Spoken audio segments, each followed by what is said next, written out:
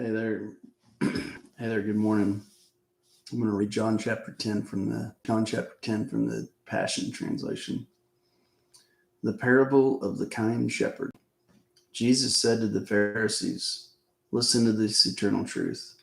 The person who sneaks over the wall to enter into the sheep pen, rather than coming through the gate, reveals himself a thief coming to steal. But the true shepherd walks right up to the gate. And because the gatekeeper knows who he is, he opens the gate to let him in. And the sheep recognize the voice of the true shepherd, for he calls his own by name and leads them out, for they belong to him. And when he has brought out all of his sheep, he walks ahead of them, and they will follow him, for they are familiar with his voice. But they will run away from strangers and never follow them, because they know it's the voice of a stranger." Jesus told the Pharisees this parable, even though they didn't understand a word of what he meant. So, Jesus went over it again. "I speak to you eternal truth. I am the gate for the flock. All those who broke in before me are thieves who come to steal, but the sheep never listen to them.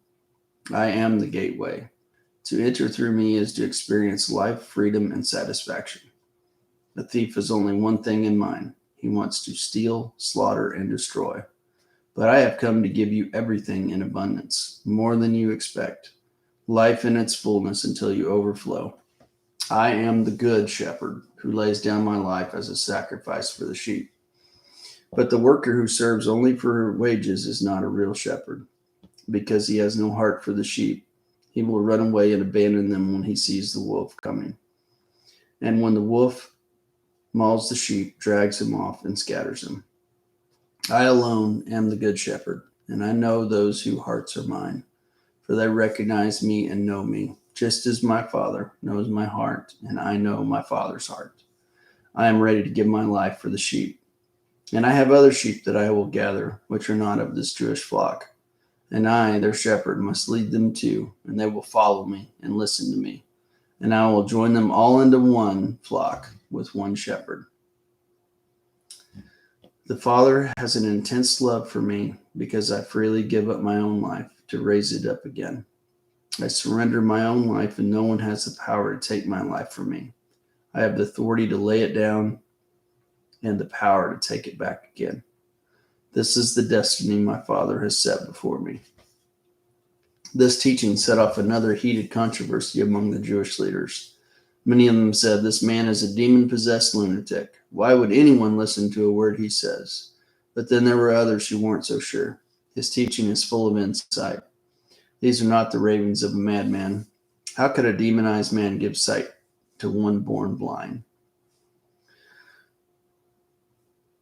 Jesus at the Feast of Renewal. The time came to observe the winter feast of renewal in Jerusalem. Jesus walked into the temple area under Solomon's covered walkway when the Jewish leaders encircled him and said, "How much longer will you keep us in suspense? Tell us the truth and clarify this for us once and for all. Are you really the Messiah, the Anointed One?" Jesus answered them, "I have told you the truth already, and you did not believe me.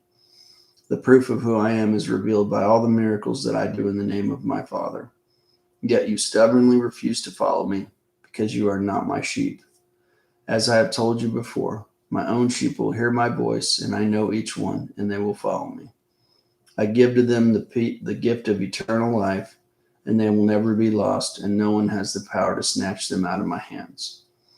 My Father, who has given them to me as his gift, is the mightiest of all, and no one has the power to snatch them from my Father's care.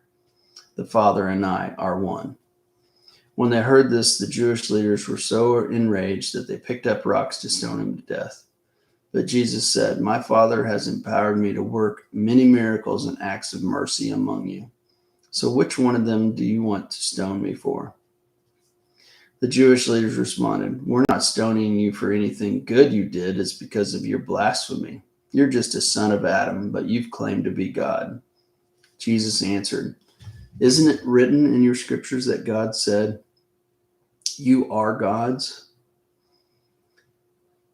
The scriptures cannot be denied or found to be in error. So if those who have the message of the scriptures are said to be God's, then why would you accuse me of blasphemy? For I have been uniquely chosen by God, and he is the one who sent me to you. How then could it be blasphemy for me to say, I am the Son of God? If I'm not doing the beautiful works that my Father sent me to do, then don't believe me. But if you see me doing the beautiful works of God upon the earth, then you should at least believe the evidence of the miracles, even if you don't believe my words. Then you would come to experience me and be convinced that I am in the Father, and the Father is in me. Once again, they attempted to seize him, but he escaped miraculously from their clutches. Then Jesus went back to the place where John had baptized him at the crossing of the Jordan. Many came out to where he was and said about him, even though John didn't perform any miracles, everything he predicted about this man is true. And many people became followers of Jesus at the Jordan and believed in him. You'll have a great day. I think that chapter speaks for itself.